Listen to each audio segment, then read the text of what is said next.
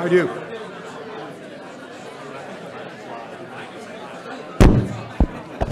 Good evening.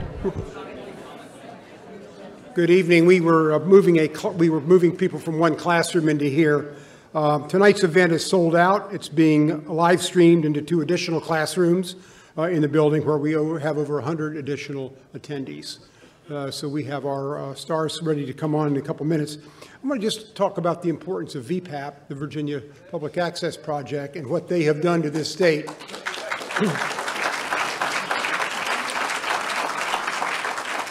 They bring transparency not just to the legislative process, but to the whole political process, the contribution process. They're the fastest way to get returns on election night, and we really appreciate it. And let me just say, on behalf of Mason, we want to continue to work with you every way we can. This is a great event every year, and we thank you very much for it. I also want to congratulate, this is VPAP's 20th anniversary.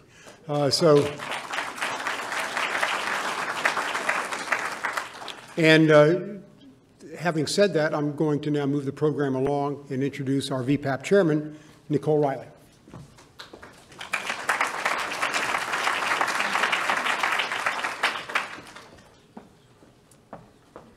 Well, good evening, everyone. We're so glad that you came out this evening to tonight's program. VPAP has had the great fortune to partner with the Schar School of Policy and Government here at George Mason now for the 6th year for this After Virginia Votes program, and it just keeps growing and growing and getting better and better, and I know a lot of that is to the great work that's done here at the Schar School. They've been recognized now for the things that they're doing in the way of polling, both at the regional and state level, many of their other programs and research, and just bringing that to the public's attention. So we really appreciate everything that the Schar School has done with us over the last 6 years. As many of you know, VPAP's mission is to connect Virginians to nonpartisan information about Virginia politics in easily understood ways. As we know, as you can imagine, 20 years ago when VPAP got started, who knew what Facebook would ever be? Who knew what Twitter would ever be? And so VPAP has really made it our mission to make sure that we stay ahead of the curve when it comes to making sure that the general public, we get the information out to them in the ways that they are now getting information and making sure that it's also easily understood. And that's why we really appreciate doing events like tonight. Hopefully on election night, you were on your computer or on your tablet or on your phone watching the returns come in for VPAP. Our staff did an amazing job of bringing some really new graphics and things to the website so that you could see things in real time. And so, I'd really like to give a big hand of applause to our staff for what they did on election night. So the campaigns are over. Well, I guess there are a few free counts we still have going on, right? But for the most part, it's now time to kind of take a look, take a breath, take a look to see what happened Tuesday evening, but also to move forward. And VPAP certainly appreciates the opportunity to have a role in that transition as the public gets to know new members of the House, new members that they've elected to office, and just make sure that VPAP is there as a resource to everyone. So we want to thank all of you here in this room for your support. Many of you are VA News subscribers. Many of you donate to VPAP, and then you show up here for events like this. So I really want to thank y'all for all being here this evening. And at this time, I'd like to recognize the generosity of our sponsors. Our presenting sponsor is Verizon, and you know, they too have been with us since the beginning of this program and have made it possible for us to do this year in and year out. So we really want to thank them for their generosity.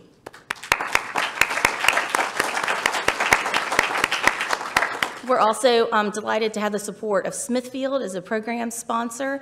And in your program, you'll see a number of other sponsors that have been here to support tonight's event. So thank you to all of y'all for your support.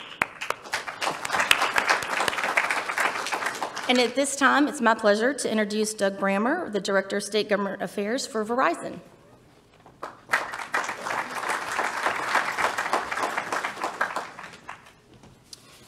Well, I don't know about you, but I haven't been as surprised from election results since last year at this time, right?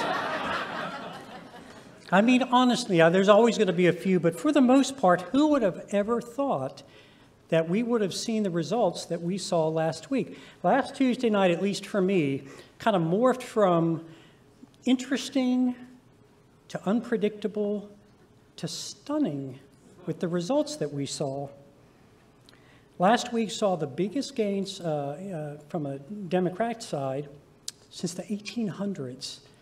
Now, I was a liberal arts guy, but even with my math, I know that's a long time ago. This is a big change. And although, as was mentioned, there's several state delegate seats that are likely going to be in a recount situation, this evening we are, in fact, here for a retrospective of the Virginia governor's race. And we are proud to be a sponsor of tonight's event that will look at the gubernatorial campaigns that participated in the recent election. We appreciate and look forward to the observations and the comments that we'll hear this evening. Verizon is committed and has been committed to inform our citizens about the elected officials who represent us and about how our government works. We've been a longtime supporter of VPAP because we understand the importance of citizen involvement in our democracy and of transparency in our government. VPAP is an essential partner in this regard because they connect us to nonpartisan information about Virginia politics in easily understood ways. And their excellence and nonpartisan approach have won awards from numerous organizations, including the Virginia Coalition for Open Government, the Wilder School of Public Policy at VCU, and the Society of Professional Journalists.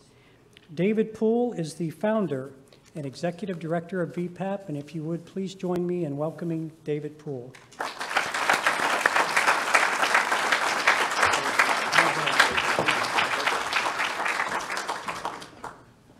Hi, good evening.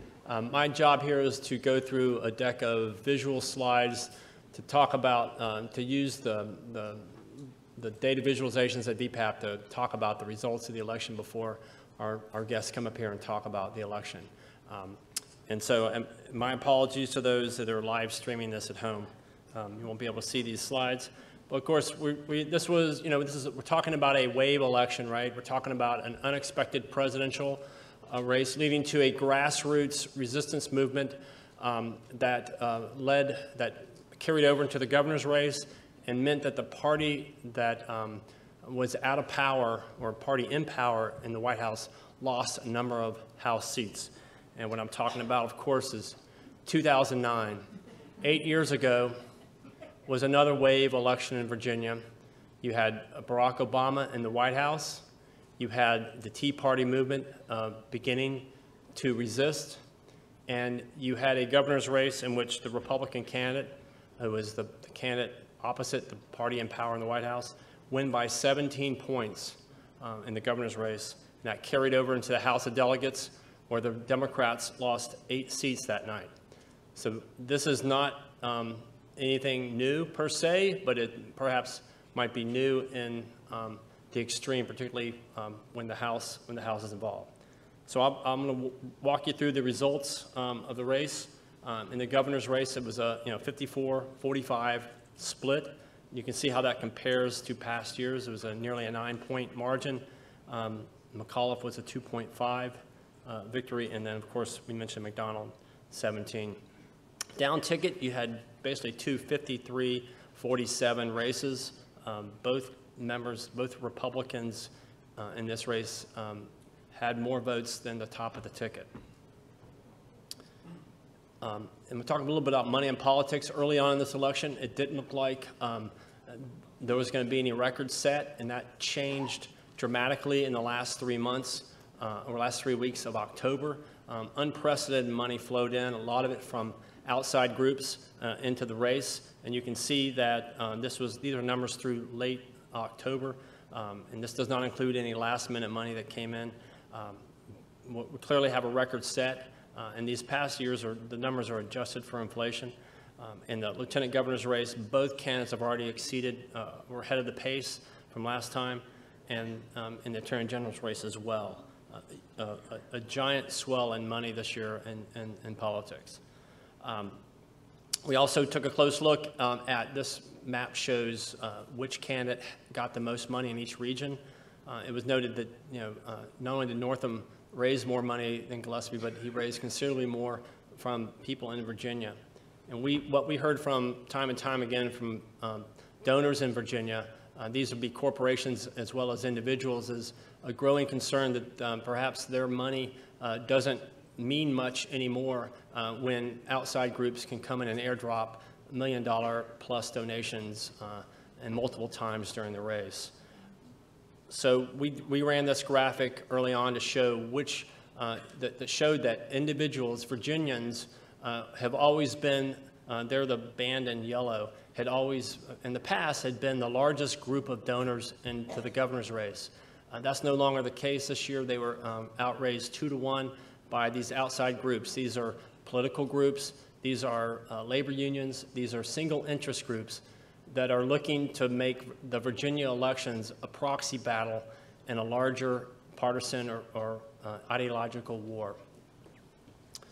Virginia's kind of isolation from making these elections off year from the president is no longer really effective. We looked at where the candidates were spending the money. We really wanted and we made a run at trying to find out how much money is being spent on social media, which is more and more where targeting takes place and messaging takes place. That information is not available anywhere.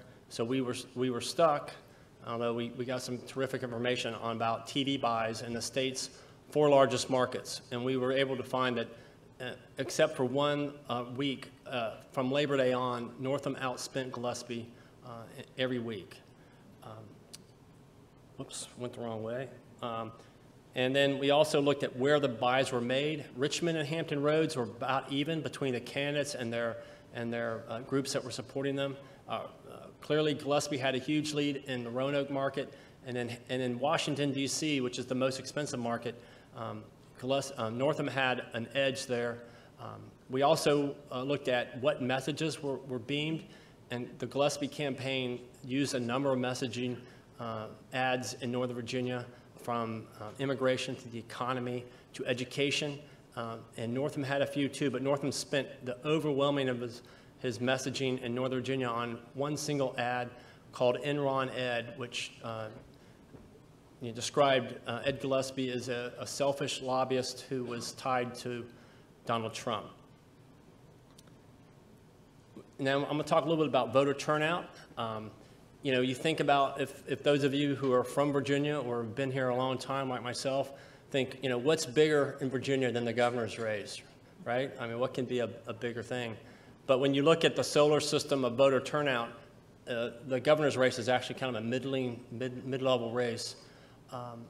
Basically, when you think of the governor's race and the presidential race in 2012, the next year, 1.5 million Virginians, the turnout was less than, basically 1.5 million people stayed home the next year. So the question really in any race is how many people are going to turn out?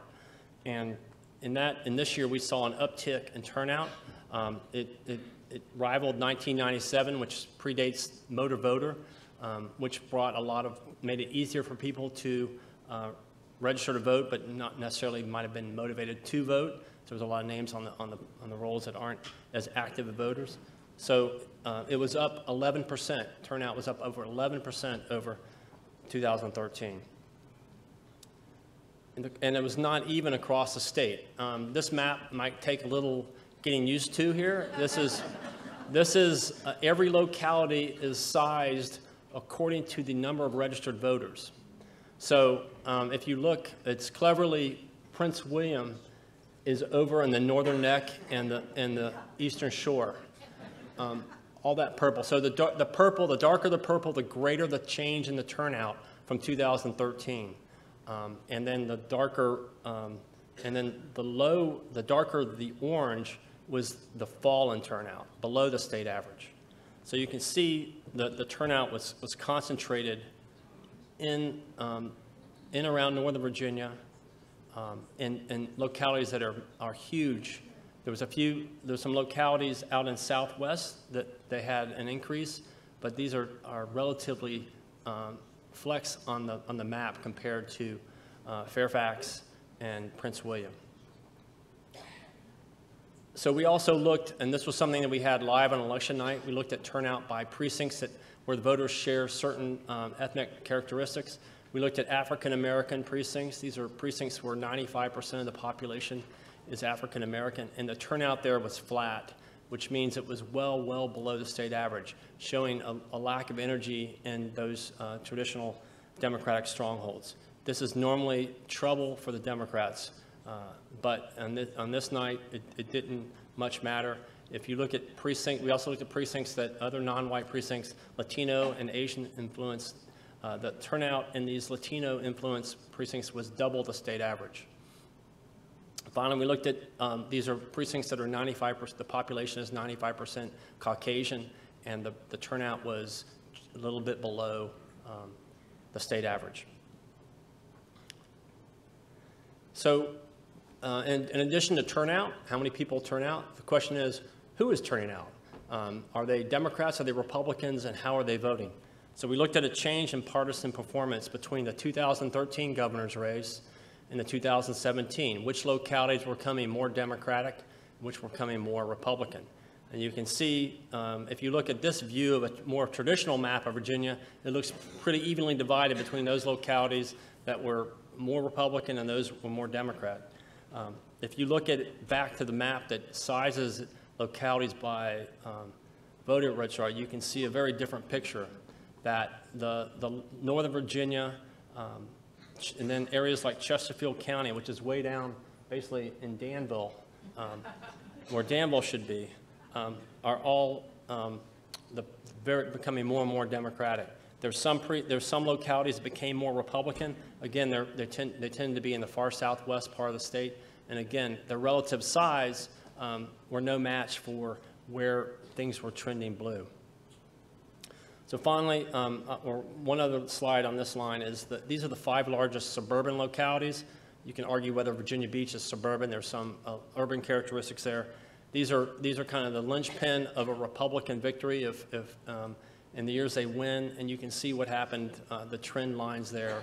They all went blue. Chesterfield County, the year I was born, in 1961, that was the last time Chesterfield County went blue in a governor's race. And then finally, the last bit of this ties these two concepts together. Where was the turnout high, and where was there a big swing one way or the other, toward the Republican side or toward the Democratic side? Where are those localities? And that's really where the changes are made. And if you look at this map, the dark blues are the ones that had a high turnout, and they swung considerably to the one side or the other, and the dark reds the same way. Again, it's the same trend. There are places that became much more Republican and had a high turnout, but they were in parts of the state that are important, but they were dwarfed by the relative size of the cities, particularly in Northern Virginia and in Virginia Beach, that went the other way, and Charlottesville and Albemarle as well. So and I want to run through, you have one election over, people start looking ahead to the next. I'm going to run through a handful of congressional districts. These are precinct level maps. We should have these on our site in a few days. You're seeing them for the first time. This is the 5th district. This is a downstate rural district primarily. It goes from the North Carolina line, runs up through Charlottesville, and ends up in Fauquier County in Northern Virginia. Gillespie carried that district by 54%, slightly better than Donald Trump. This is the 6th congressional district. This is the heart of the Valley Republicans. It goes from Roanoke up to outside Winchester. This is outside of Southwest Virginia. Now, this is about as Republican as it gets in Virginia. And this seat is now open. Bob Goodlatte is retiring. I'm not sure if anyone's willing to say the 6th district is in play, but it'll be an open seat, and Gillespie won it by 60%, slightly ahead of Trump's percentage. Then we'll look at downstate. This is the 2nd congressional district. This is a district that's gone, it flipped after, in the Obama election, it flipped Democratic. It's been Republican ever since. Northam carried this. This is his home district, and it was Gillespie underperformed here compared to Trump, but that was kind of to be expected, the hometown advantage that Northam enjoyed there. Scott Taylor is the Republican congressman there. The 7th congressional district, this is David Bratt's district. Northam carried this district, as did Hillary Clinton. I believe that's right. Trump got 48. It's possible. I take that back. Anybody know who carried the 7th district? Anyway, but we do know Northam carried it, but Trump carried it? Trump carried it. In this case, Northam carried it narrowly. So, and then finally, the 10th congressional district, this is undoubtedly the most competitive district in the state. Barbara Comstock represents it, and Northam won it by over 55%. And Gillespie, again, overperformed Trump in this district from a percentage basis. And so I know we're here to talk about the governor's race, but can't not mention the House. And we early on in the spring, we ran a visualization that said, who wants to challenge an incumbent, right? It's like what is the most one of the most impossible tasks in politics is to beat an entrenched incumbent of either party. So we went and looked in the past and tried to find out how often more than one person from the party out of power tried to get the nomination to run a suicide mission against an incumbent. And it was very rare indeed, and through the years. But this year was a different story. There were 15 districts. There were 15 districts in which more than one candidate, and these are all Democrats, in some cases 3 and 4 people standing in line hoping to run for the nomination. And there's a lot of people, and at times I would have to include myself in this, thought, well, there's some morality going to set in when they find out how hard this really is. But I guess part of winning is believing you can win. And there's certainly a lot of people on the Democratic side who thought that was possible. And the result, of course, is, the election results have not been certified. There's still some small swings back and forth, but right now it's 51-49 in the House. So that concludes my part of the presentation. So now we'll get to the main event. And so I would like, without any further ado, to introduce the Dean of the Schar School, Mark Rozell, who will lead the discussion with our 2 special guests tonight. Mark?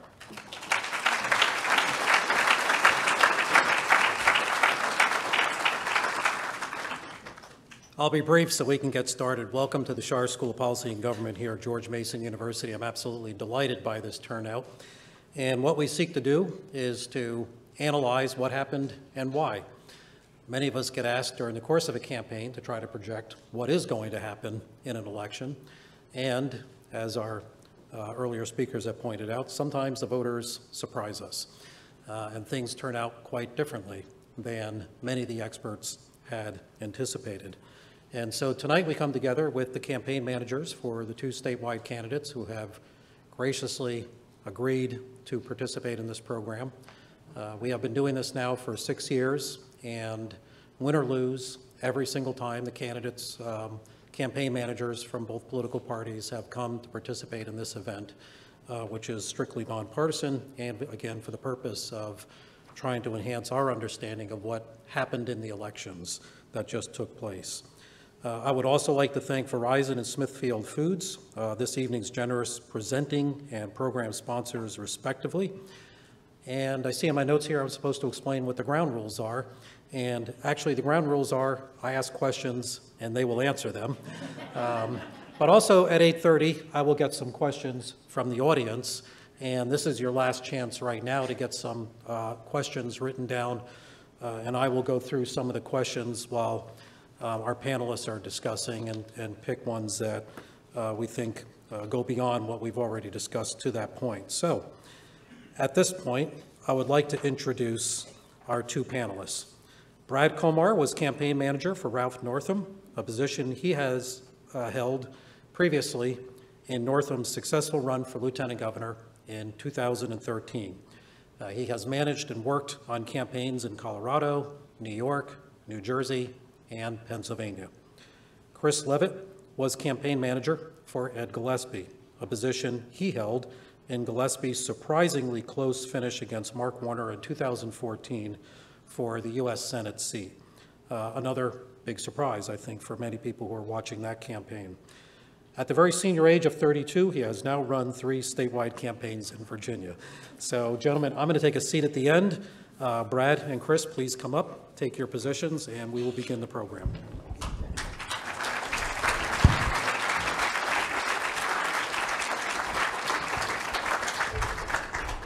All right, I'm testing my mic. How was that? Okay. We good? Wow. Okay. That'll wake you up. Little mic issue. That's okay.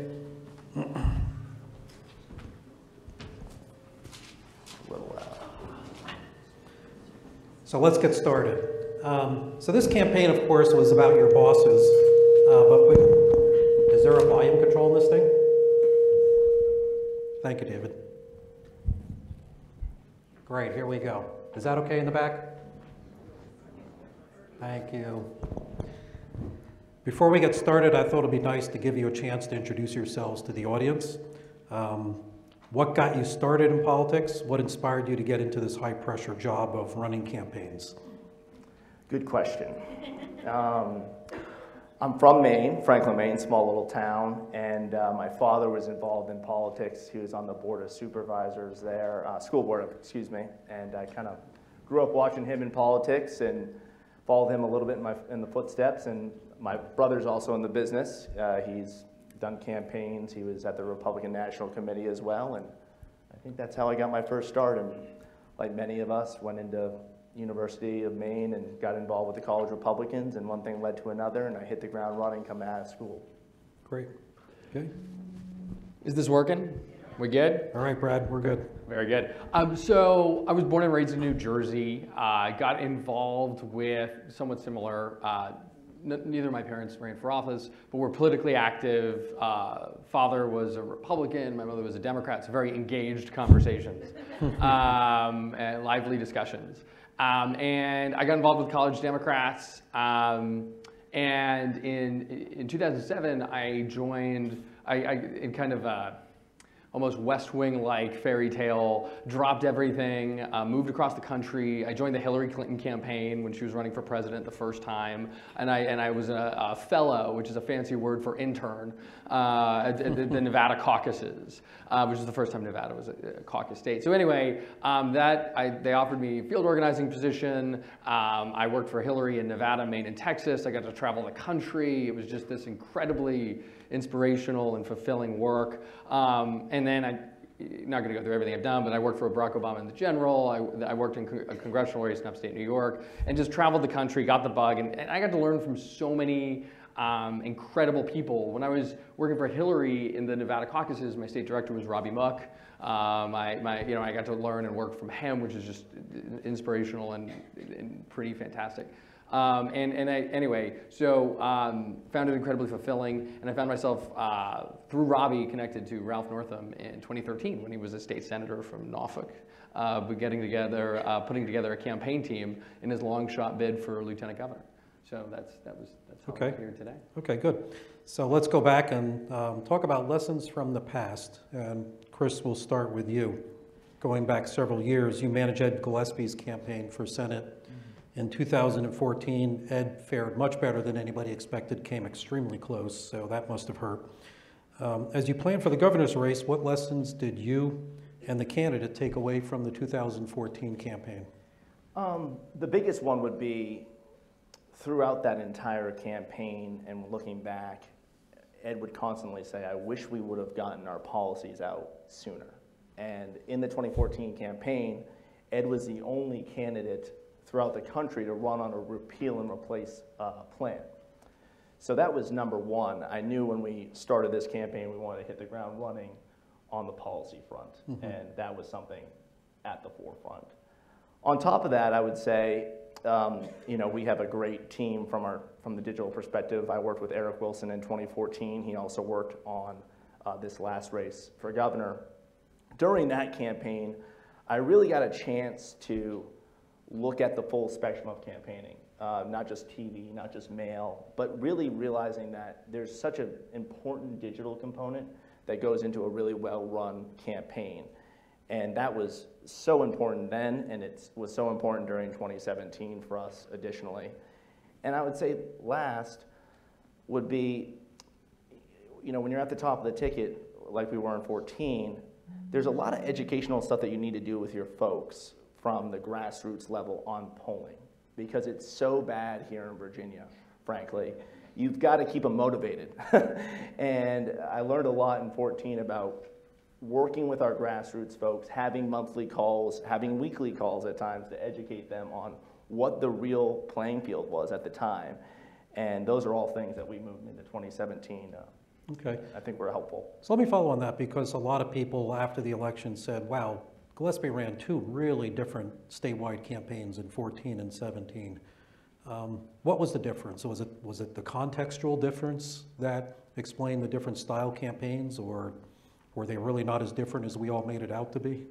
The second one. Really? I honestly think that we ran a campaign that was very consistent to 2014. The difference is the eyes of the entire country were not on 2014, not on us in 2014. So there was different things that were looked at through the media, frankly.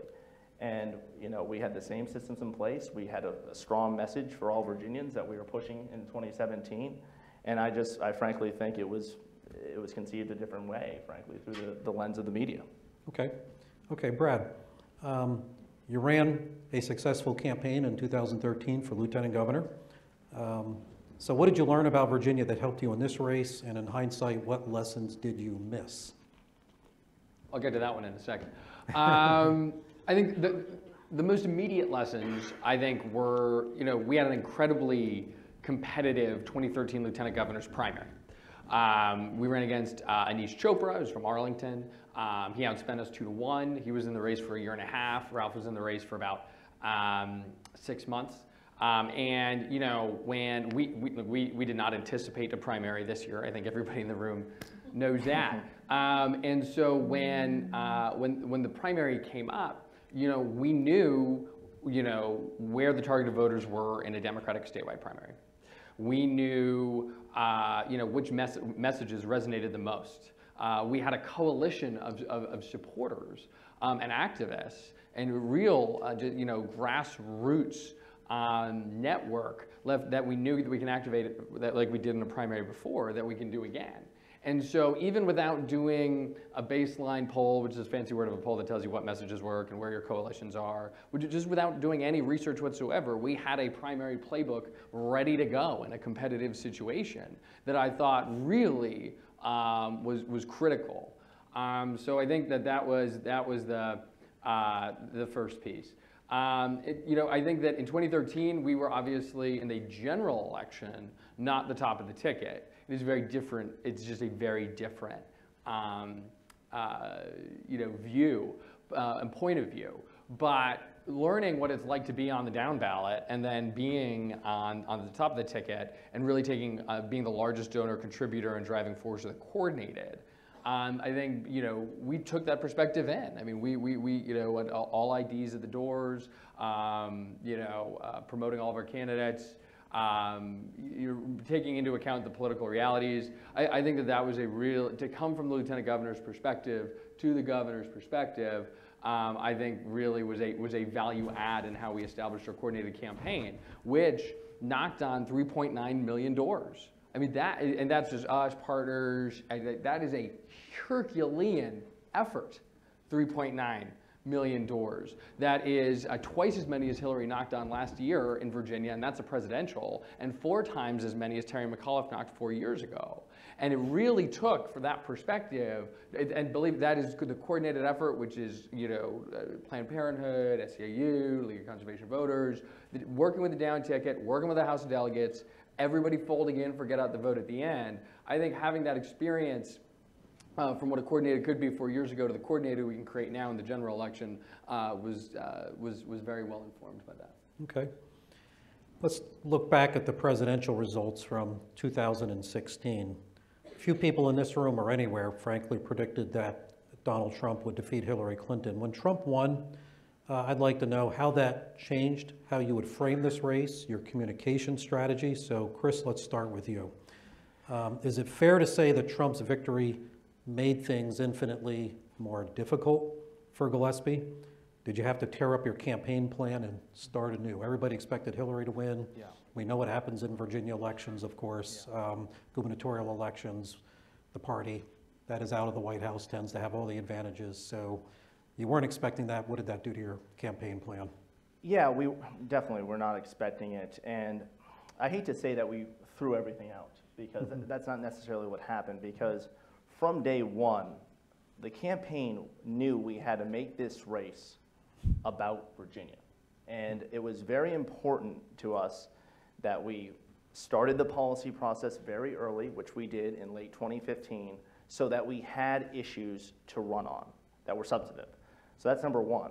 Number two, yeah, it made it more difficult because we knew that, the president didn't win Virginia. Though he won, he did not win Virginia. So we had to assess that, and look at the map and say, what does this mean for us? So yes, it made it much harder in that respect. But developing the plan, like I said, was associated around our policy, which we're very proud of, which Ed is very proud of, to push to people throughout the state so that we could communicate on all those different levels about state issues versus making it a national election. That was a problem. We knew if that was going to happen that we were going to be in trouble. And so, yes, it became harder, but we kept grounded, and we wanted to keep the race localized as much as possible. Okay. Brad, was it a lot easier for you with Hillary Clinton not in the White House? A hard hypothetical to imagine not have occurring, right? And look, as I said, my story, very strong supporter of Hillary Clinton. Ralph supported Hillary Clinton, campaigned for her in Virginia in 2016. Look, a lot of the Democratic energy is in response to what's going on in Washington. So that's hard to deny. That we saw a lot of enthusiasm that it was in response to President Trump on the Democratic side. But in terms of, you asked about campaign strategy and campaign messaging, we always believed that Ralph Northam was a fantastic candidate, right? I mean, his profile, Army doctor, pediatrician, volunteer medical director of a children's hospice, that he had a powerful story to tell. And whether who was in the White House, we were going to tell it. So, you know, and a fantastic record in the state Senate and as lieutenant governor and a continuity of the McAuliffe administration, that whether whoever was in the White House, we had a very powerful story to tell. You know, and I think, you know, you would have seen a lot of Army doctor versus lobbyist, whether Hillary Clinton was in the White House or Donald Trump was in the White House. I think that was going to happen. So in terms of the campaign, there's no doubt in terms of a turnout element, I think that that would have been a different story. But in terms of what you would have been seeing from us, I don't think, from TV advertising and paid communication, I don't think you would have seen a whole lot of difference. Okay. So if Trump made things easier for the Democrats, that also meant that a former Congressman, Tom Perriello, was looking for a job at that point. Tell us how you had to adjust to the unexpected nomination challenge from the left, from a candidate who was really channeling the resist movement. Sure. Well, I was open and honest with everybody here today. We did not anticipate the primary challenge. Don't think that's a surprise. Look, I think that, you know, if you look at, you know, the type of candidates as you position yourselves, what lane you want to be in. Once again, Ralph Northam had a lot going for us, and we had a playbook based off of, you know, that we were familiar with from the 2013 Lieutenant Governor's primary. Ralph Northam had a very strong record on women's reproductive health care, common sense gun safety reform, supporting public education, expanding pre-K options. He was the Lieutenant Governor in an administration that amongst primary voters had a 90% approval rating. I mean, so we, you know, in terms of the get things done Democrat and familiarity with Richmond, the guy that you want to nominate to get things done and deliver results on Democratic values, and having a record on those Democratic values, we felt that we were, you know, in a very strong position to win. We did think, and our polling ended up confirming that, you know, our first baseline survey, which once again is the first poll you do kind of when you're doing your path to victory message testing, came back. We started the election in February in the primary 40 to 19. So I mean, we started with an overwhelming lead, and he kept on chipping away at that. But the one thing that we were, to your point, Mark, was how do we lose the nomination? I just articulated to you all of the things we had in our advantage. And you know, if a candidate in a Democratic primary were to just have a monopoly on the anti-Trump space, that lane would have been a problem for us. You know, Ralph was the one that coined narcissistic maniac. It wasn't like a bunch of political consultants writing on a whiteboard.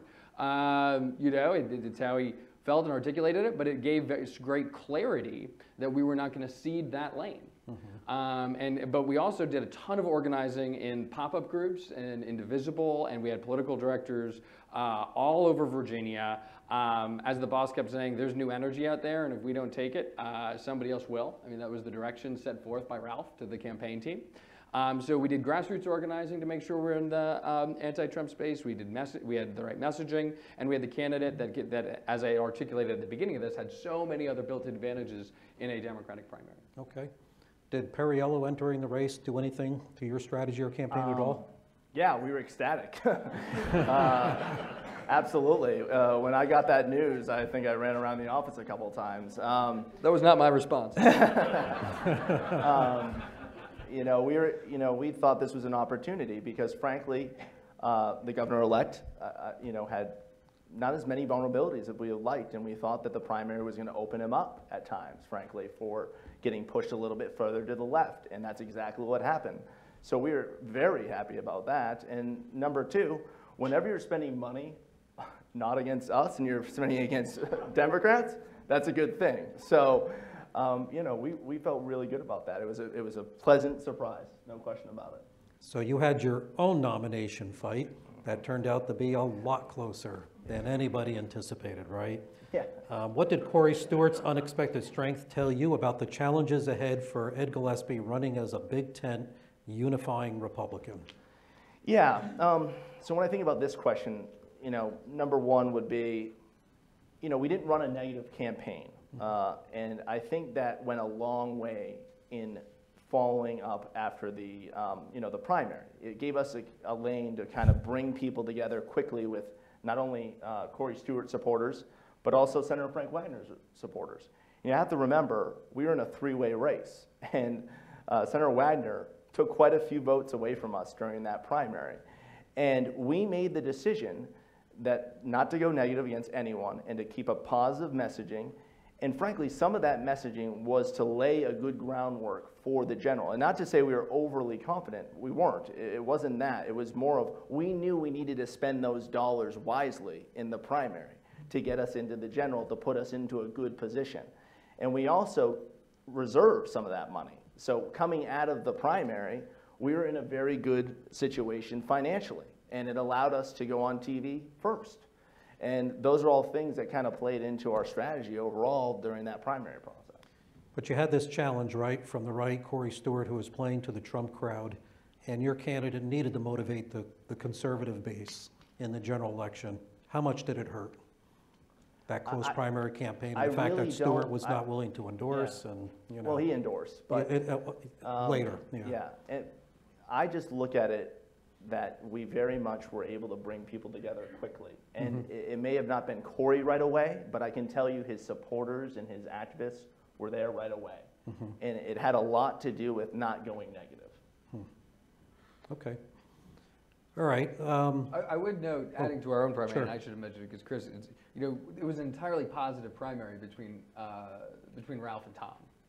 And I think I mean, we had unity, and not amongst activists, but in our polling, we were always at 95% of Democrats. And going into primary, our last poll, which was 7 days before the primary, Ralph's positive negative rating amongst Democratic primary voters was 77 positive and 2 negative. But Tom's was 66 positive and 4 negative. I mean, so both were universally known. Both had 99% name ID. Both were universally liked. And so there was just no negative impression amongst either. That's why that's probably the only thing that worried us going into the primary, because our polling had us consistently up. It was just like, well, the voters could just take either of them. But the fact that it was so positive, and Tom did an incredible job supporting us in the general election. Everything we asked for, Tom Perriello did. And so I think that made it that had a significant impact in the general election, the positivity of that primary. Okay. So let me ask you, Brad, then about the argument of some Trump Republicans and the president himself that Ed Gillespie did not sufficiently embrace Trumpism, kept the president at a distance. Oh, if he had only invited the president into the state, rallied the base, played the Trump issues harder. Were you at all concerned that that might happen? Did you anticipate that? Do you think it would have helped or hurt the Northam campaign? You know, obviously, talk about things that are outside of your control. That is outside of my control. But I will tell you this. Trumpism without Trump, I thought, was a win for us. And others can disagree. But the largest political force, it win for us in that it wasn't our strategy. But the largest gravity in politics is the president of the United States. Not just Trump with his personality. Every president is the largest gravitational force. Everything pulls towards the president. And so, you know, when Trumpism without Trump is, you know, every day. Well, some days you're saying you're pro. Some days you're saying you're anti and are keeping distance. And that almost sounds like a different answer every day. And the way reporters read that was some days he's pro, some days he's con, sometimes he's, you know, and every day where the Washington Post or the Richmond Times-Dispatch would have a headline, well, you know, Gillespie embraces or Gillespie opposes, that would be a day that we'd be on offense, and in my opinion, they'd be on defense. And so the tightrope, I thought, whether he showed up or not, I don't know if that really had as much of an impact as just the fact that it was always a question. And the fact that it was always a question put us, again, you know, and I'm sure Chris would, any day you're on offense in a news cycle is a good day. And the fact that it put them on defense any time he had to answer the question, one way or the other, was a good thing for us. Okay. I don't know if that answers your question. Do you want to jump on that, Chris? I mean, the overall sort of Trump effect, I mean, it's hard to get away from that. How did Gillespie handle the tightrope act that Brad was talking about, trying to get those Trump voters while not alienating the independent voters and the weak Republicans at the same time, bringing them? How do you bring them all together in this environment?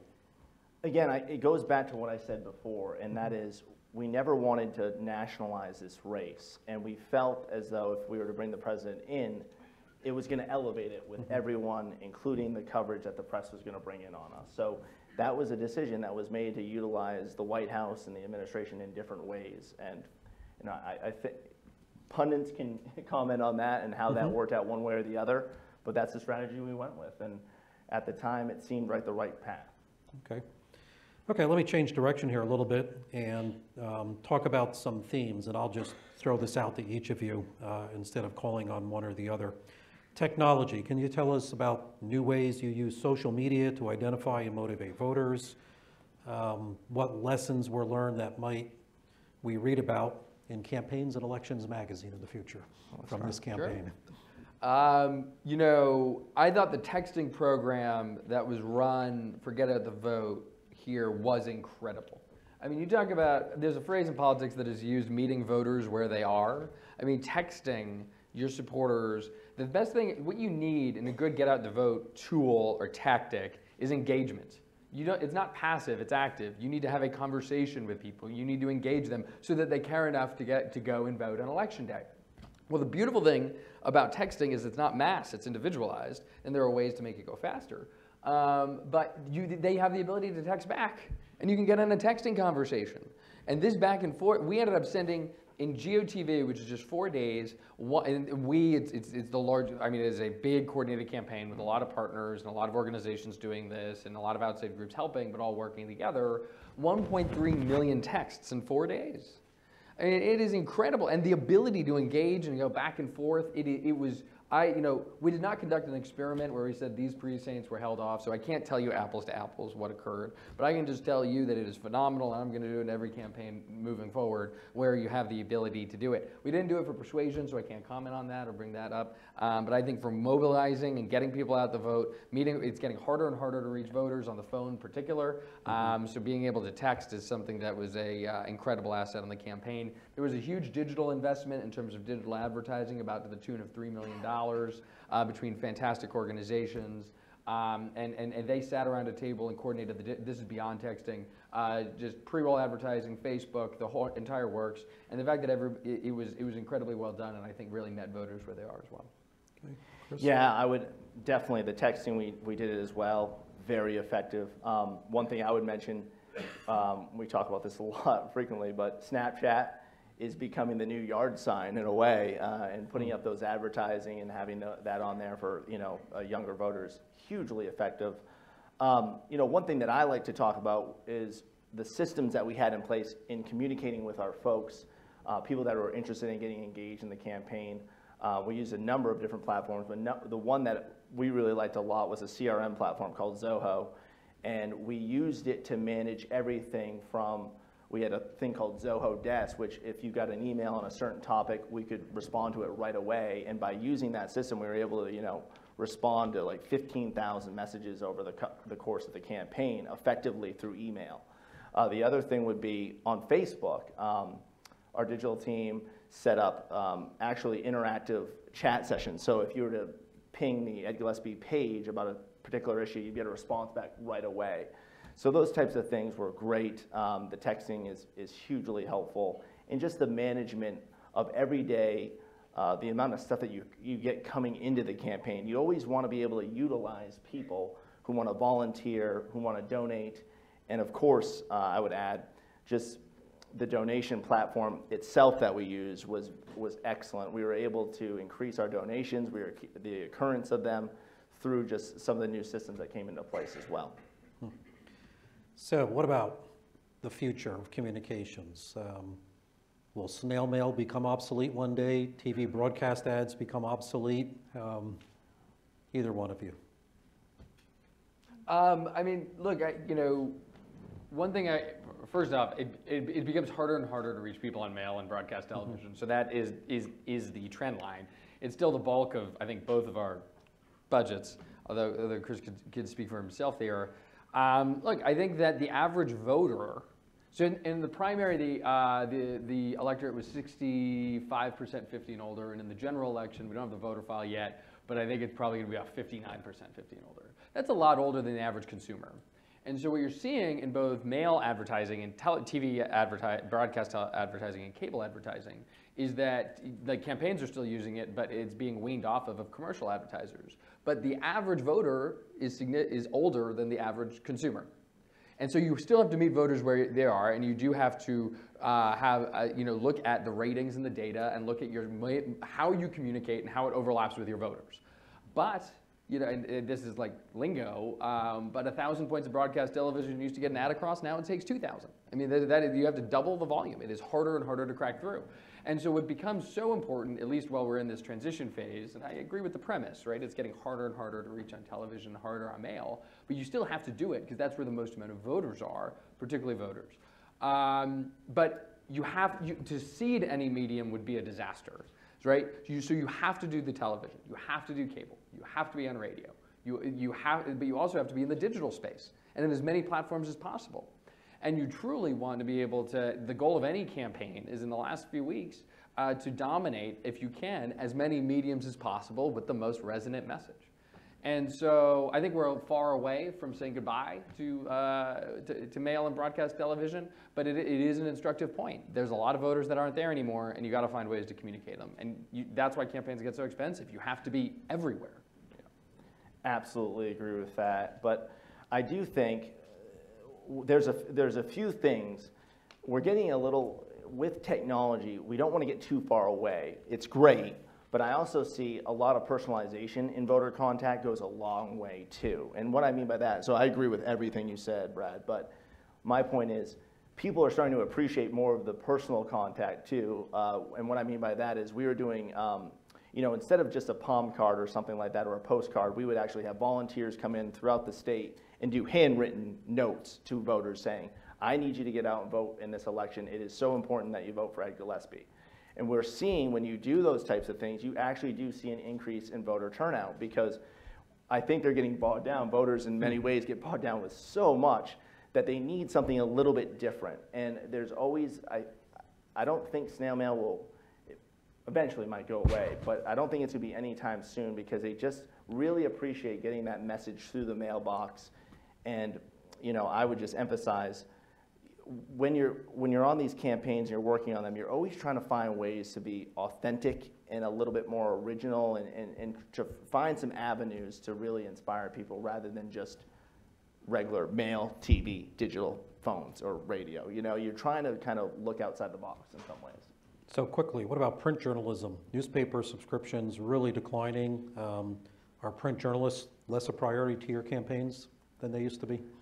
No, I wouldn't say they're less of a priority. I would say it's frustrating that there's not more of them at times because when you get localized and you have local reporters following this stuff every single day, frankly, I think we probably would have got some more of the policy proposals that we put forward actually covered in the print.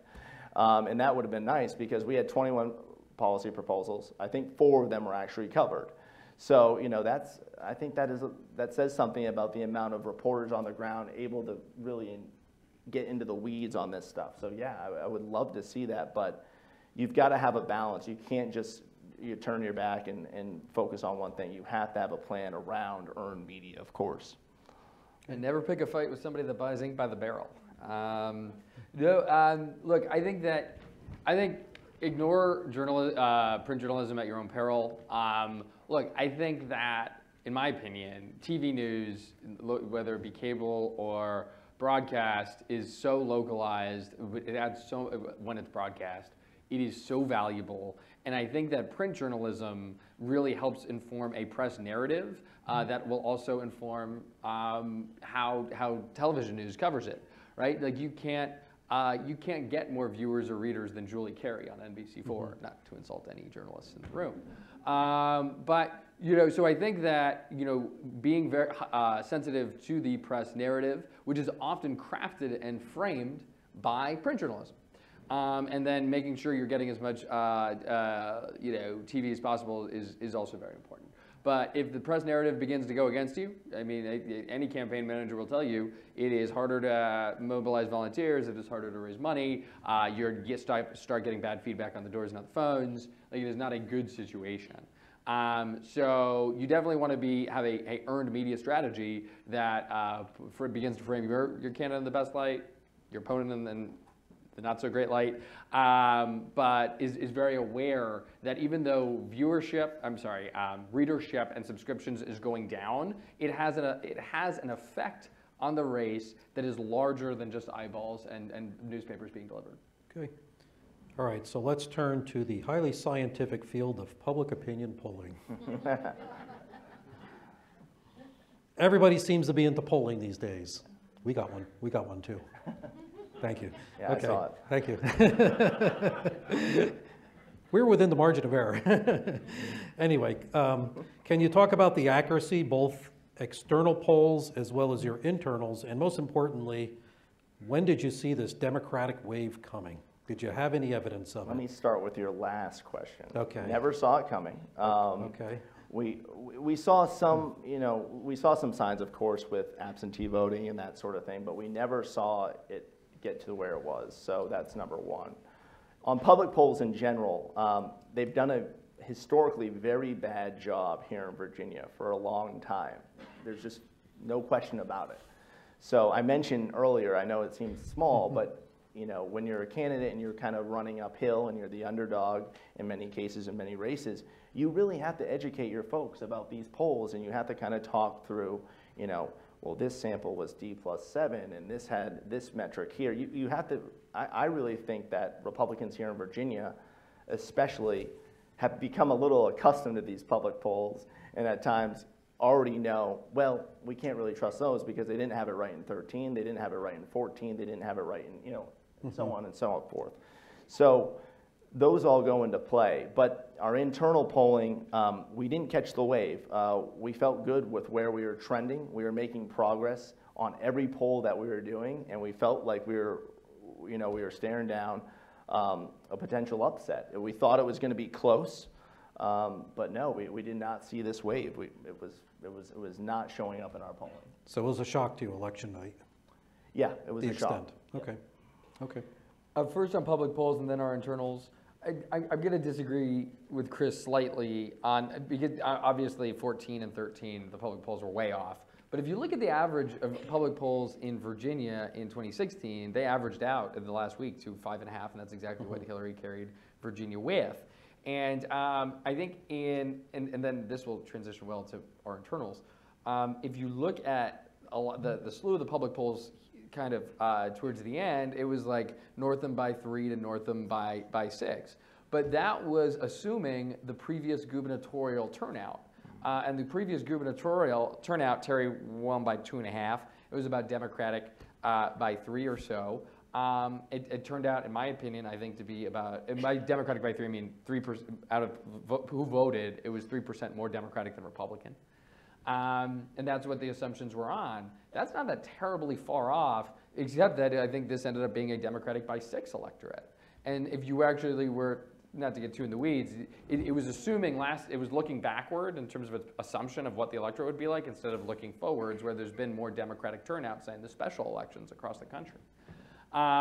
So they actually, for the first time, and by the way, I think any one public poll that comes out can be horribly terrible based off of their methodology if it's wrong or if they have bad polling assumptions. I would always say that often if a poll will come out, you'll get better luck throwing darts at a dartboard and getting a more accurate number in terms of where the horse race is.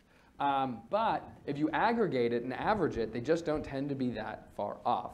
Anyway, so our internals, we were always glass half empty in terms of what we expected turnout to be, while we put an incredible amount of effort on increasing Democratic turnout. Meaning we wanted to make sure that we weren't repeating some mistakes of 2016 and just being the glass too rose-colored glasses.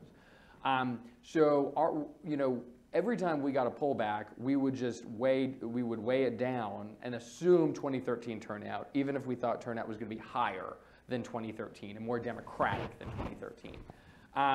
So most of our polls gave us anywhere between a 1 and a 4-point lead almost the entirety of the race. But once again, this assumed a more conservative 2013 electorate.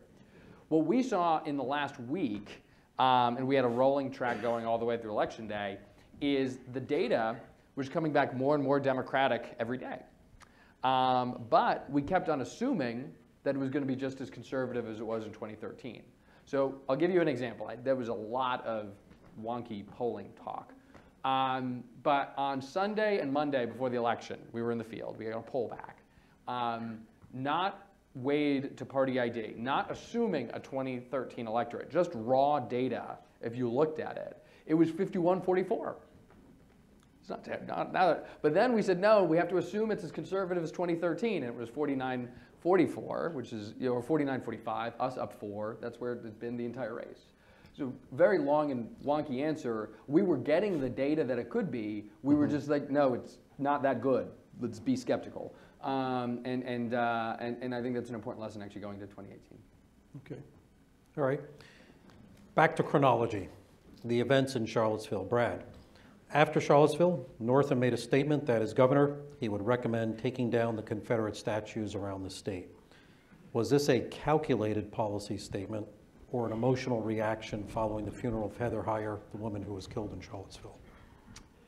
You know, in the primary, folks just didn't notice it, I guess. You know, Ralph's statement on statues was that they belong in museums, but ultimately it's localities to decide that. So we don't see that our consistent was the same. It's just, you know, white supremacists and neo-Nazis invaded Charlottesville and around a Confederate monument, which made it an issue in the race, where it was an issue in the race in that we were asked about it in a Democratic primary, but it wasn't a front and center issue in the race. Mm-hmm. So our policy position was incredibly linear and the same from where it was in the primary to August. So I would say that no, there was no that was our position all the way through. I will say this: if you think Confederate monuments was an issue in this race that impacted voters, according to the CNN exit poll, 30% of Northam voters wanted them to remain. They weren't voting on that issue; they voted for Ralph Northam. And so, if it were a driving issue where voters were making up their mind on that, in the middle, I'm sure there were Corey Stewart voters that were never gettable to Ralph Northam, to say the least, that found it to be a motivating issue. But if it were an issue for independent voters, I don't think we would have won Chesterfield County. So I would say, to go to your original question, Mark, not a calculation, it was our position, just a reiteration of it, but much more prominence due to the events in Charlottesville. And I don't think it had a major impact on this race. Okay.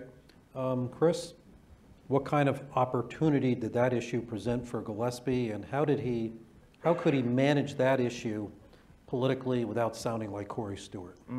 Yeah, so, I hate to use the word opportunity around Charlottesville because it was such a horrible, event.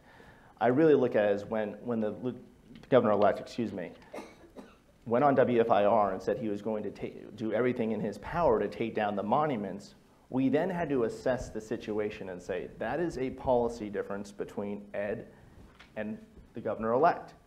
And at the time, we also had to analyze what was coming in from public polling and internal polling on that particular issue.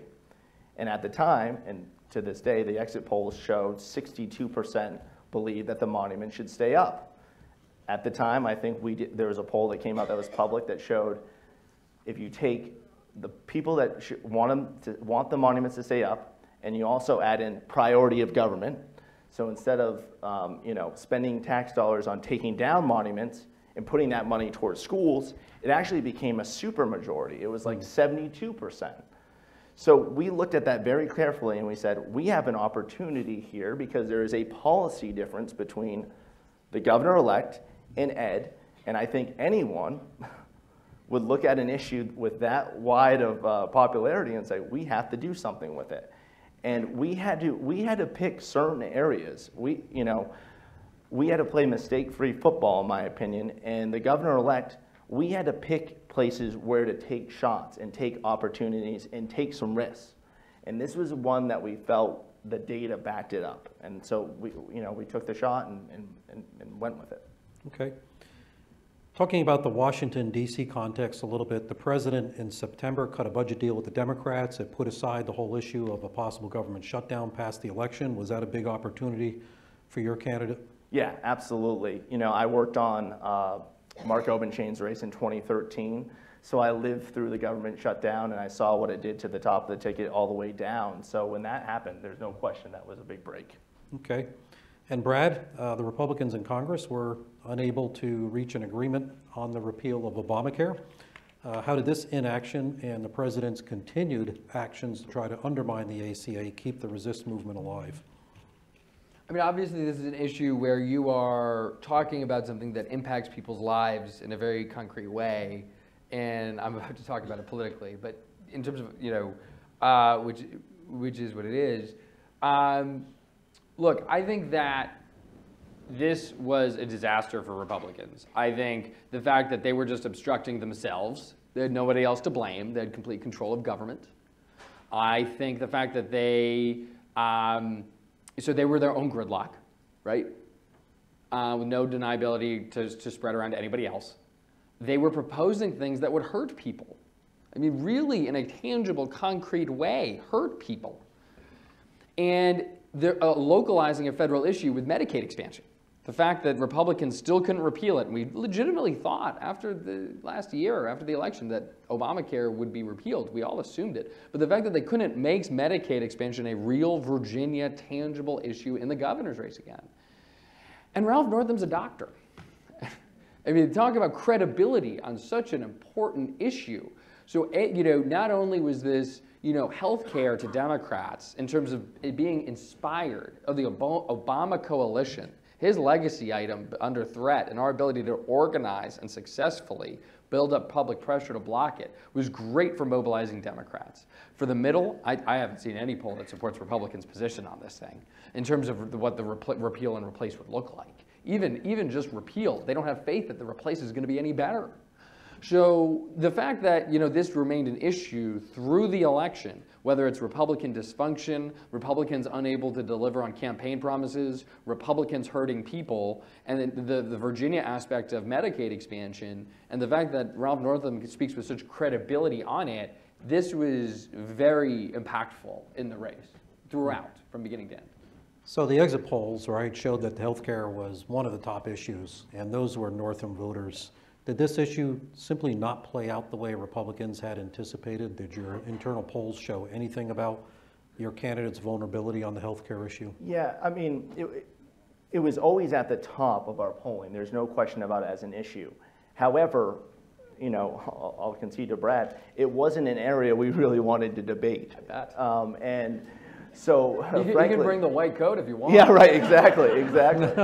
So, you know, we wanted to turn the conversation to something else, you know, and talk about the economy or what have you. And that just wasn't where we were going to make ground up. We just made that decision. We recognized it, but we also knew that this was going to be a problem for us because of the situation with Washington, no question. So let's turn to the TV ads. Brad, your campaign surprised everyone when Northam, after calling the President of the United States a narcissistic maniac, ran a TV ad saying he could work with the President. This was rather confusing to the resist movement. Who were you trying to reach with this ad? Sure.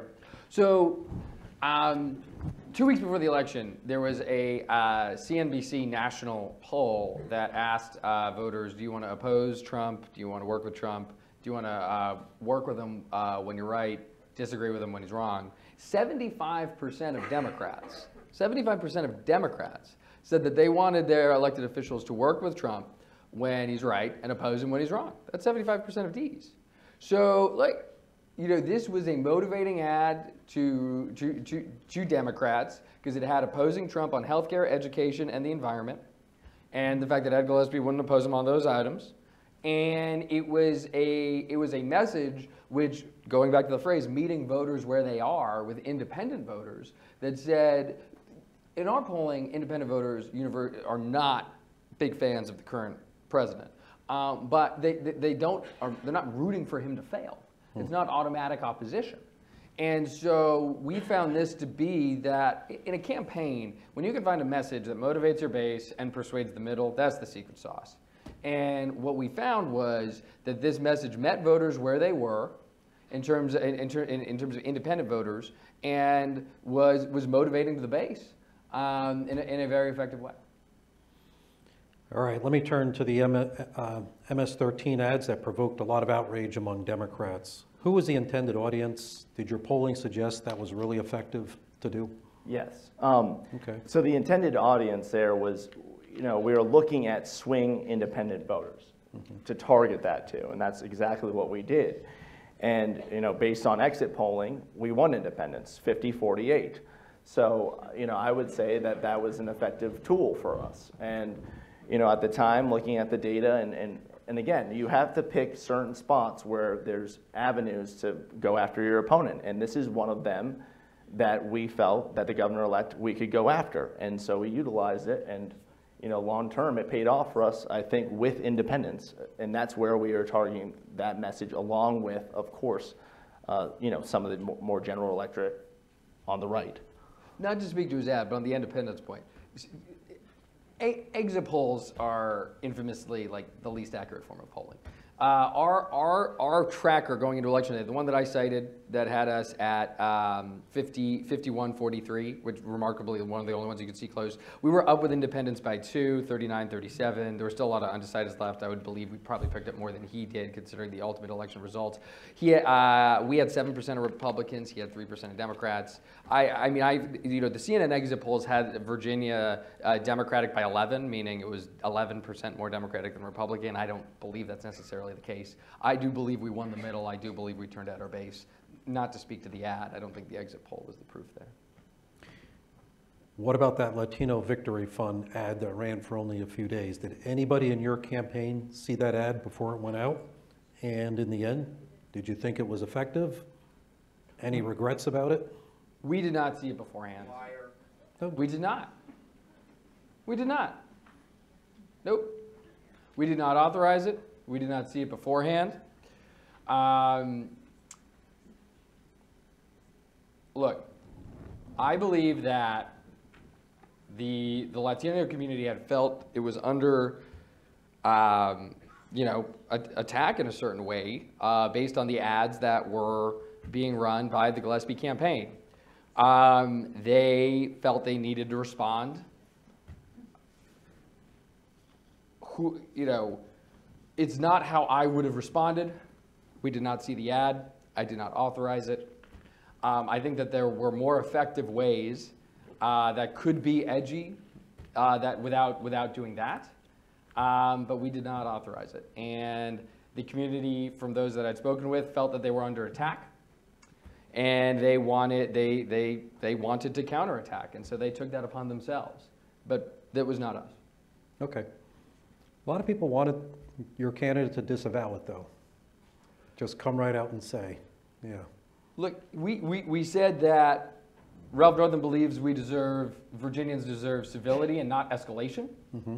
I think that the community, there were millions of dollars of advertising with, an El Salvadorian prison, as if it's in Virginia.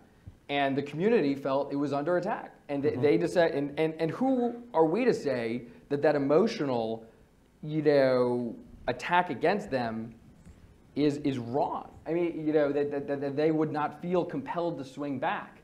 So I think we were, I would argue that Ralph Northam said that it was right when they pulled it. Mm-hmm. Ralph Northam said that Virginians deserve civility and not escalation. But, those ads on sanctuary cities affected a lot of people emotionally. Okay. I would say that. All right. Let me tamp this down and talk about something uncontroversial, money in politics. Yeah. So Ralph Northam reported twice as many small dollar contributors as Ed Gillespie. Should that be seen as a measure of intensity, all the small donor amounts? Does that matter? I would say that, frankly, the Democratic Party, I'll give it to them, they do a better job of really facilitating their small dollar donors from email and sharing lists and working together on that side of things. They really do. Republicans, we need to get our act together on that front. It's just a fact. In some ways, I do think it measures intensity. However, you have to remember, I think at the end of this, the final numbers are probably going to be between outside groups, and what the governor-elect raised, probably $52 million total to roughly our $25 million. So, in the course of it, yes, we want to focus on those small dollar donors, but we also have to go out there and raise that money to be competitive. And that takes, going after bigger checks. I think the low dollar fundraising is critical. I mean, I was with Ralph obviously in 2013, the lieutenant governor's race. When he started looking to set up the run for governor, we started investing early in online fundraising. We started investing early in direct mail fundraising. This provided us with an enormous network of donors. Overwhelmingly in Virginia, we had over 100,000 contributions. That is enormous. And these were voters. They knocked on doors. They stuck with us through a primary when they were committed to us early. I mean, this investment was huge. And the amount we raised from it was significantly more than anybody's ever done in Virginia, and did show a lot of grassroots enthusiasm. I mean, look, there's a lot out of money, and I know we went over it. Half of our money, well more than half, still from Virginia. So that support was critical. It showed, not only did it show we had the enthusiasm on our side, but then they knocked on doors, they made phone calls, they stuck with us through thin and thin. We can communicate them all the way through. It was more than just fundraising, but it was several hundreds of thousands of dollars. My budget is currently at zero. I mean, if I didn't have that, would have spent less. So it was critical. It was very important. Okay. Any concerns about just how much outside money is coming into campaigns? Because it used to be that candidates and their own campaigns and political parties define the messages of campaigns. They set them against each other. The voters could have some clarity about the differences between the candidates based on their own messages. And now you're just being swamped with outside spending that the candidates and campaigns don't have control over. That's oftentimes taking over the messages of the candidates and the campaigns themselves. Yeah, that gets back to my very first point of trying to make, and this is something that I give credit to our digital director as well too, is trying to bring in a community on these campaigns. And what I mean by that is, from our grassroots perspective to our donors, we wanted to make sure that they felt like they were involved. And that's why we always did as much as we could to communicate with them. So to your point, yeah, there's big checks coming in, there's big funding coming in, but we wanted them to know how much we appreciated them, their help, their investment constantly through thank yous, calls, all of those things, which I think goes a long ways, long term. Okay, do you want to jump in on that, Brad, or their next topic? Go ahead. We can go on. We can go on. Okay, turnout. Early voting is on the rise in Virginia. What are the ways you sought to promote absentee voting? What worked, what didn't work? Look, I think that voting is a behavior in some ways more than an opinion, right? And changing people's behavior is very hard. I mean, it takes a long time to be able to do it. And so I think that what we've seen in Northern Virginia in particular, but across Virginia, is an increase in early voting that started in 2008. And is going, I mean, it didn't just culminate here. We saw it at a high water mark, but it's going to continue to increase and go further and go further and go further. So I guess what I'm trying to get at, Mark, is the benefit that we reaped from early voting, which was fantastic in Northern Virginia and fantastic amongst more Democrats than Republicans. I'm sure you guys saw the same data. Was the work of people that started in 2006 and started in 2008. Now, there were fantastic texting technologies that helped chase the requests, and there were new efforts to get people that had a reason to sign up. You still have to have an excuse. I think that's terrible. I think there should be no excuse absenteeing, but those are the rules, and to encourage it. But more than any one silver bullet tactic or technology that we saw this year is the change of behavior that started in 2008, in my opinion, and reached this year, and it's going to just get more and more and more, and hopefully we'll get laws that actually make it easier to be able to vote. Because to think about it, even this election, it was 92% of people voted on election day. You only got 6 a.m. to 7 p.m. to do that. I mean, we should make it easier to vote. Thank you, Tom. Yeah. And now we're in Arlington. It's great. Sorry. Yeah. Anyway, but being nice. barring, Yeah, right. but it is that change of behavior that has gone over a long period of time, and if we can change some laws and make it easier to vote, I think that'll increase turnout as well. Yeah, the challenge for us is Republicans like to vote on election day, but you know, they love it. They love showing up and they love getting their sticker. But one of the things that we really focused on was our mail chase program, and I'm actually very proud of it. We were able to increase our numbers by 20%, you know, based on 2014's numbers. So we did a good job there with our mail and our chasing folks that we sent those absentee applications to. So that was a positive. You know, so long term, we've got a lot of work to do, but we feel like, you know, through the mailbox, we were effective. But the early voting is a challenge. We've got a lot of work to do to try to convince our folks to come out on those Saturdays and vote. Okay, so finally, and then I'm going to take the audience questions that are going to be handed to me in just a minute.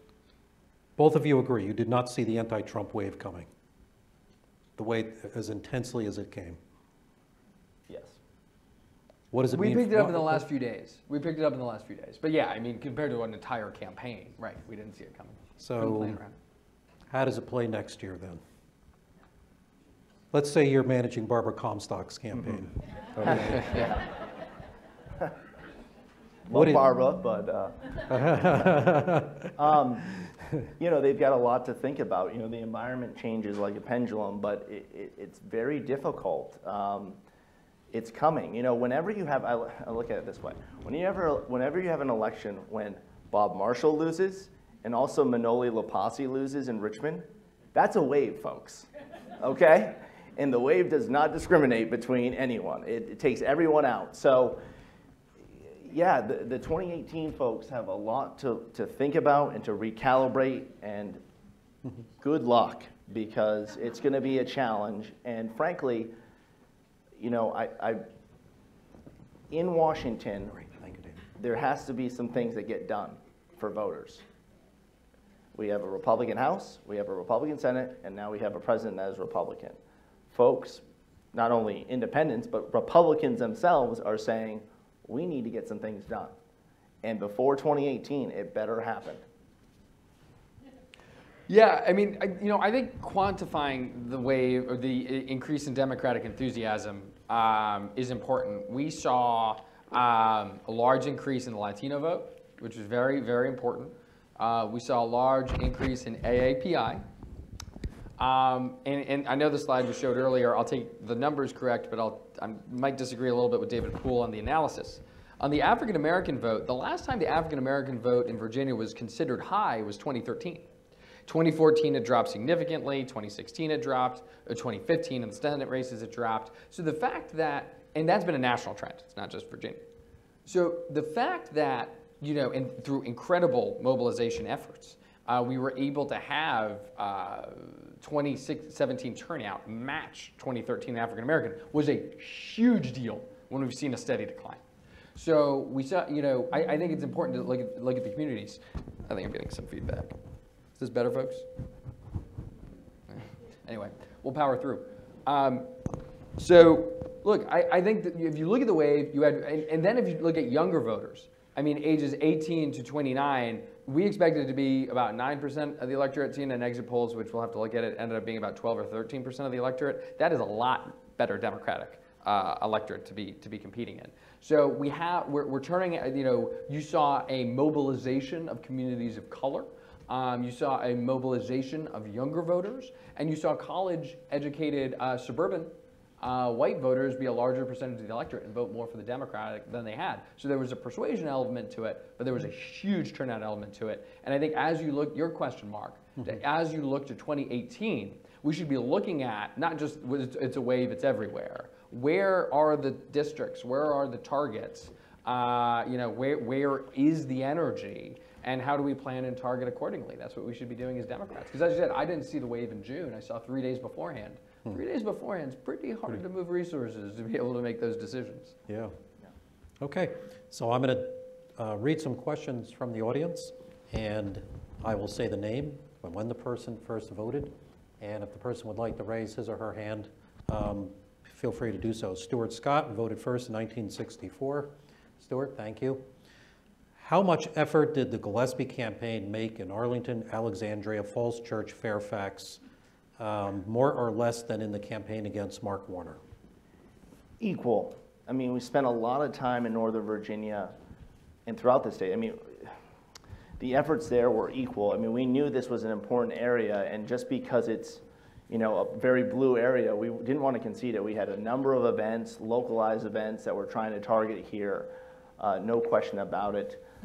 But it just wasn't there in the cards for us this time around, and you know, it was definitely on the top of our target list. It always is, but it just, you know, when the wave comes, it was there. There's no question about it. Okay. Jackie Kramer, first voted 1972. Okay, thank you. Why did I not get any direct mail?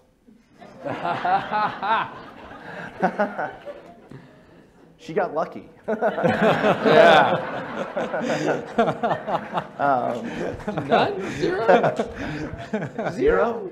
That can't be right. You want to go look her up? You after can talk this? to, Yeah, I know. you can I talk to could look whichever up your- party and get that fixed after. Call my mail vendor right now. Yeah, exactly. Mine's in the room. He's gotten 3. All right. The next question is from Jill, first voted in 1980. Jill, thank you, all the way in the back. What impact did the voting empowerment of McAuliffe's released felons program have on this election? I'm just reading the questions, by the way. Sure. I'm not changing them. Look, I think that a few things. Obviously, you know, it's a fantastic accomplishment of the administration, and more folks that deserved to have a right to vote, and in 40 other states have the right to, you know, would have had the right to vote in Virginia now as well. No way to know exactly who voted if you're looking for that very quantifiable number. But I would argue this, you know,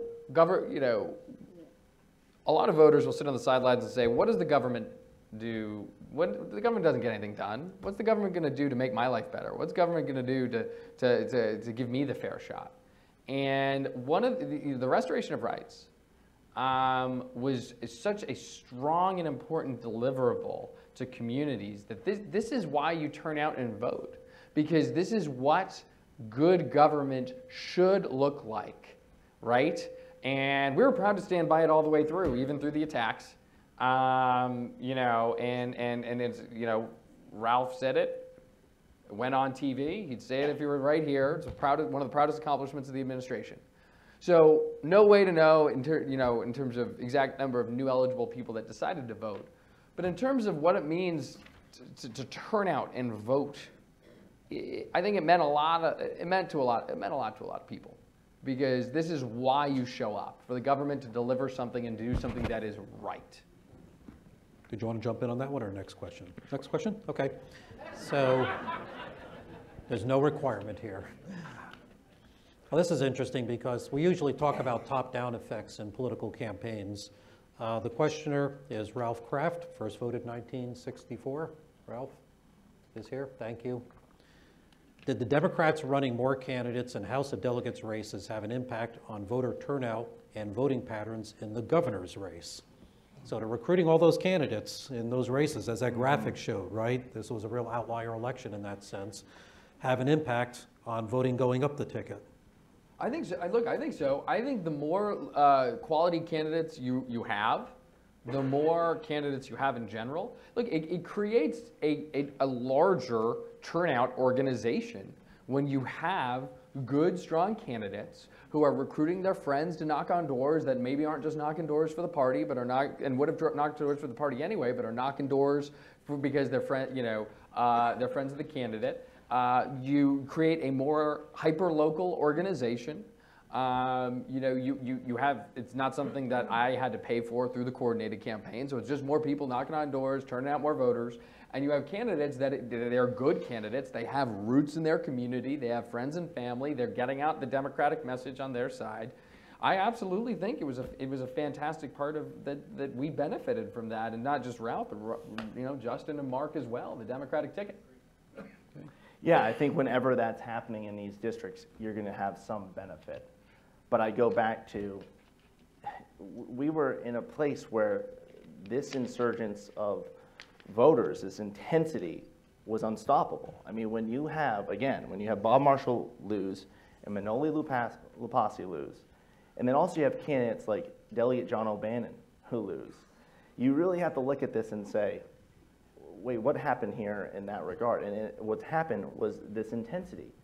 And I think people showed up and they didn't even look at who they were voting for. They looked R versus D, and that's all that they were looking at in that case, for sure. Okay. All right, the next question is from Professor Delton Daigle, who does not say when he first voted, but that's because he's Canadian. Delton, are you here, Del? Okay, I think I just saw him walk out. There you are. Thank you, Del. All right, this is great. What percentage of the texting campaign was automated or used bots versus humans actually connecting with voters? I don't think you can use bots in texting. You can't, yeah. You can't? It's illegal, you can't do it. Is that illegal? Wow. Yeah. Okay. So it's all human beings, Yeah. which is actually a good thing. Yes. I would argue, because it offers an interaction and an ability to text back, and and I think the cold text would almost have no effect in increasing the votes or turning out the votes. But the fact that somebody could engage and start a conversation, what does this candidate care about X? Oh, where's my polling location? That back and forth is substantially more likely to turn out the voter. So though it is illegal, which is why we don't do it, I'm glad we don't do it. I think this produces better results. Okay. Yeah, and we actually use texting in some cases for persuasion. And, I think it was very effective. And going back and looking at the numbers, it's going to be roughly, compared to, I believe, 2013, that there was another 60,000 Republicans that voted in this election, and roughly 230,000 Democrats. So with that being said, I think where we utilize it, it was very, very effective. Okay. This question is from Karen Darner, who first voted in 1968. Karen, over here. Thank you. Using your crystal ball, when you're managing a campaign for governor in 2021, for whom do you think you will be working? Not me. Specifically, name a candidate, please, for both speakers. Who do you think you'll be working for in 2021 if you're running a campaign? Oh my gosh, this is Yeah, the I toughest know. question all night. I honestly don't know. I'm Yeah. sorry. We'll have to talk afterwards because I'm not sure what the makeup will be at that point in time. I'm hoping that I'm not managing another race because I got to tell you, I want to take a little bit of a break, and I'm sure Brad can agree. When you're on the road as much as you are, you miss your family, you miss your friends, and you want to get a little bit more time with that kind of stuff.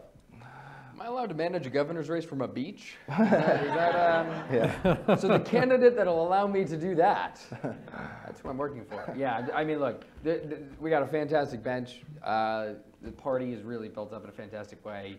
In terms of who's going to run, no idea. But whoever will allow me to work from a beach, I'm working for them. That's my answer. I'm sticking to it, Mark. Okay, that's fine. That's fair. All right, this one is from the aptly named Virginia, who first voted in 1992. So Virginia wants to raise her hand. Thank you, all the way in the back. Can you compare impressions of local races focusing on local issues such as Rome's versus ones that really focus more towards national issues? In other words, what works better? In this political environment where everything seems nationalized, what really works better here in Virginia? Look, I think that we hit the right note. I mean, of course, I'm here to say that, but we focused on. If you look, we did talk about Donald Trump, but it was in a way that affected people's health care. It was a way that affected public education. It was a way that affected clean air and clean water.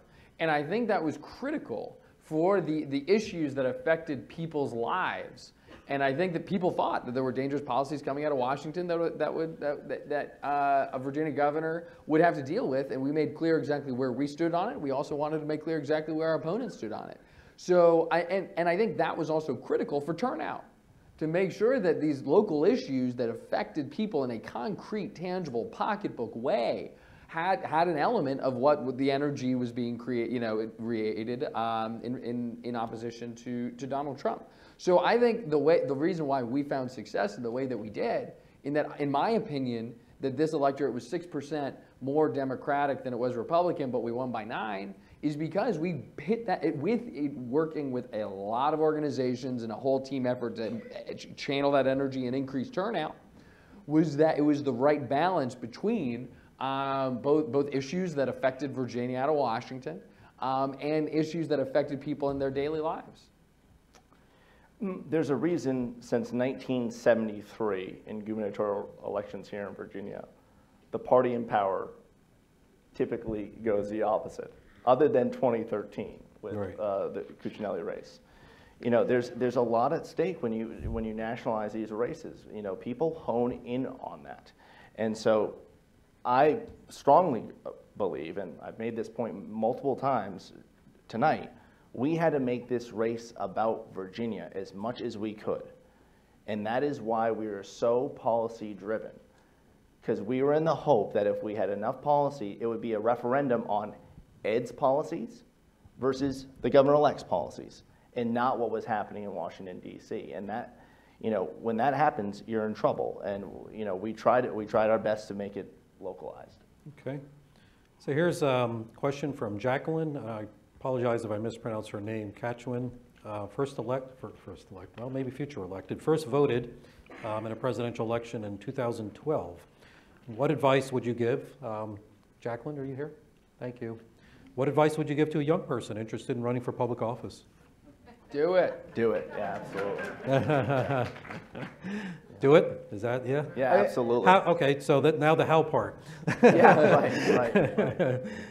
I mean, look, start local, you know, local races where you could win by, you know, there's supervisors that you conduct in Fairfax County. You can go more local than that, depending on where you live, where you can organize, knocking on doors, making phone calls, working your own network, you know, the few thousand, 2,800, whatever votes you need to win a primary, you know, and you focus on primary and then you go to the general. But look, you know, what you saw this year was sometimes the brilliant strategists, I'm not saying me, but people like me, get the targeting wrong, right? And like, you should go wider and go further. And, you know, we can create we have all these assumptions that we take into these elections saying turnout is going to be this and then X and Y and Z is going to happen. But anything can happen. I mean, go to the voters, right? And organize and raise a little money and work hard. And if you don't get there the first time, you know, if you look at a lot of the electeds in Virginia, it was the third, fourth, or fifth time that really got them there. So do it. Don't wait. Yeah, I completely agree. I mean, start locally, get involved with your local party. That's the way to do it, and start building relationships. Okay. This question is from Bernie, first voted in a presidential in 1976. Bernie, are you here? Bernie left early. Bernie. All right. A couple questions. This one's for you. Was locating Gillespie's headquarters in Richmond a tactical error? That's an interesting question. In 2014, we actually had the headquarters in Northern Virginia. Ed is from Northern Virginia, and we felt after that race that we felt a little disconnected, frankly, from Richmond. And it's just such a centralized location to get to the beach and to get to Roanoke and other, well, Virginia Beach. Back to the beach again. Yeah, right, exactly. Yeah, you know, the weekends. But so Richmond, really, I actually felt much more comfortable there. It just seemed like it was a better flow. You know, the press corps is there mostly, so I think it was a much better decision to be in Richmond. Okay. In 2013, we headquartered the LG's race out of Richmond. Oh, okay. One of the reasons, you're an hour and 45 minutes from Hampton Roads, you're 2 hours, no traffic from Northern Virginia, you're 45 minutes, no traffic. You're 45 minutes from Charlottesville. The central locality, and it's a fantastic city. Yeah. Pretty good place to headquarters. Great place. But we were in Crystal City this year. Okay, so this question's for you from Bernie. What impact, if any, did the Democratic palm card that deleted the lieutenant governor nominee, Fairfax, have on Democratic supporters? Why did you guys do that? I mean, look, I think that, I've thought a lot about this. I think we handled a fairly normal thing badly, is what I would say. That there was a endorsement that endorsed the Attorney General and the governor. The organization asked for copies, which is very normal. This happens a lot. We could have, we obviously, and so we provided the organization with that literature. Honestly, we knocked on 3.9 million doors. It went to 1,000 of them out of the 3.9 million. But what I would say is and that is a normal thing that happens with endorsements. They jump around and they carry some and not others. But we shouldn't have done it from the campaign. Instead, we should have asked the organization to do it. And so, as I said, we handled a very normal thing badly, is the best conclusion I could have on that one. So we didn't really talk about the down ticket races, Lieutenant Governor, Attorney General. Of course, you were running the gubernatorial campaigns, but just quickly, how well did you utilize your down ticket candidates? How important were they to the overall messaging? Or does everybody in Virginia in the 3 state races just run their own campaigns pretty much? Actually, when Brad was speaking about lessons learned, you made a really good point about when you were, down ticket for the Lieutenant Governor 13. I was down ticket for Mark in the AG's race.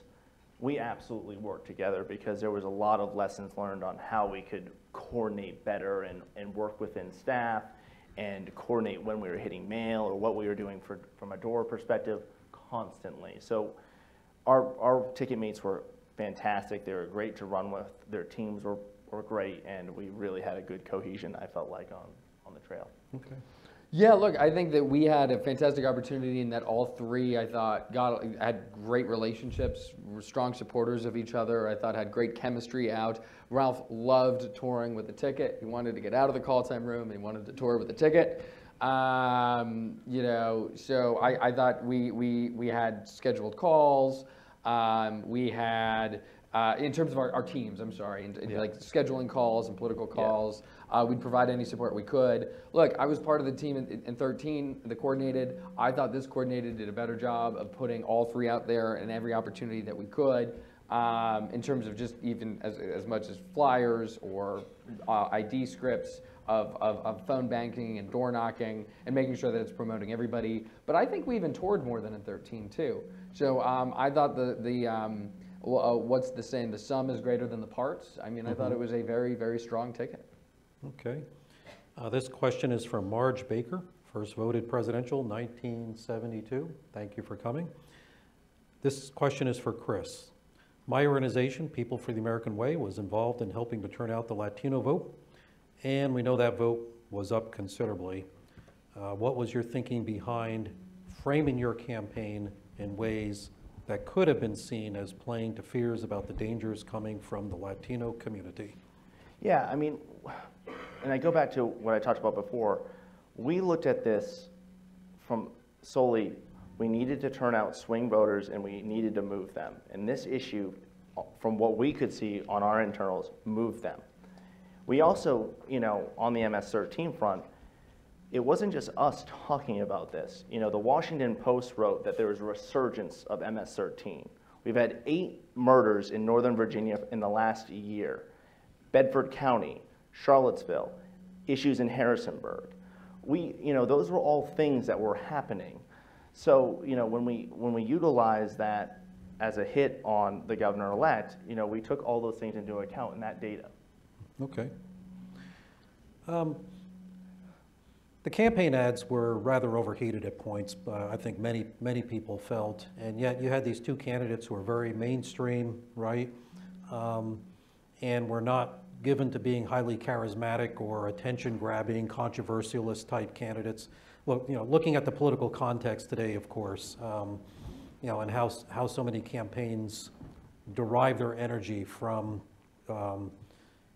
projecting an overheated message. But, was there something of a disconnect between the candidates themselves and the kind of ad campaigns that were being run in this election cycle? And what does that say about the nature of modern campaigns? Is that just a necessity that, you just have to do what you have to do to motivate people in a 43% turnout off-year election, and there's just no other way around it? I mean, look, I think that is a little bit of both sides-isms. I don't believe that the Enron Ed ad was the equivalent of putting General Lee on TV. I don't believe that those 2 are equal from what came from our campaign, maybe that's the nature of our different paths to victory. But I do reject the premise. I don't think we went as vitriolic as the other side. Yeah, I mean, I would respectfully disagree. These were policy differences. Enron Ed is a personal attack on someone. We had policy differences that we ran on, and we try to utilize those where we could. And like I said, this was all driven based off of polling and data. So when you talk about Robert E. Lee, the monuments, a majority of Virginians believe that monuments should stay up. A supermajority, 70 plus. So by utilizing an issue like that, I mean, it would be malpractice not to use that in this situation. Okay. So we're down to the last 2 minutes. I'll pose a last question. What is the most important takeaway from this election campaign? The biggest lesson, any particular regrets, something you would do differently? Geez, that's a loaded question. Yeah. I mean, I don't have any regrets. You know, we lost, so you want to assess things and say, what could you have done differently? And I meant that for both of you, by the way. Yeah, of course, yeah. I'm saying, you beat yourself up constantly about what you could have done differently. You know, should you have done this? Should you have done that? And for us, I know with our team and our candidate that we worked tremendously hard to try to win this election, and we did so many good things from a policy perspective, from a voter turnout perspective, from a digital perspective, from an organizational perspective on the campaign that had never been done before, at least that I had been experienced. So those are all things that I take pride in. But when you lose, it hurts, you know, and it's tough. But you know, moving forward, there's going to be a lot of assessment as we get this voter file in and we look where could we have done better. But I don't really have any regrets. And you know, I'm sure there's a lot of people who say, well, you could have done this. I personally think that we were in the middle of a serious wave, and it was coming, period. And there's only so much that we could have done. Okay, very good. Look, I mean, my biggest takeaway at least from this race, is try to look forward, not backward in a lot of ways. I think we kept on looking into what is 2013 electorate going to look like. This 2017 electorate was something that was new, that was different. I think that one of the largest takeaways for me, and I think this applies to both the primary election and the general election, is that we ran a very disciplined campaign. We knew in both campaigns what we needed to tell voters, the story we needed to tell about Ralph, the story we wanted to tell about our opponents, and through a lot of things changing around us and being thrown at us, trying to get us to veer one side or another, or a lot of people wishing we veered to one side or another, we knew what we needed, the story arc that we needed to tell in order to build our coalition. And that involved both persuasion and mobilization. And the turnout effort, the 15,000 volunteers, in GOTV, the 3.9 million doors, staying focused on what mattered the most through what it was a very hard and tough environment, to say the least, with the world looking at you, urging you to change, to change course at times. I think that the discipline in the primary result and the general election result was critical. And so the advice that I would take is, as we are in these 24-hour news cycles and social media pressures and so much that can get thrown at you, if you're asking for the largest takeaway, is stay disciplined and stay true to yourself. Of course, always analyze new data and look at things as they come in, but the core fundamentals and prioritize the things that matter most. Look, I mean, I think you asked in terms of regrets. Nobody is perfect. This was not a perfect campaign. It's too much to ask for perfection. But I'm really proud of the campaign that we ran, and in both the primary and the general. I think we stayed true to Ralph, which I think is so important. And I'm really proud of the team, which all came together and produced an incredible result, and all of our awesome supporters. Okay. Are we good, gentlemen? I think so. Thank you. Thank you.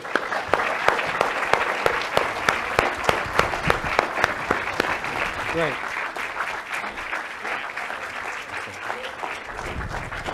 Thank you, everybody, for coming, and we'll see you next year after Virginia votes.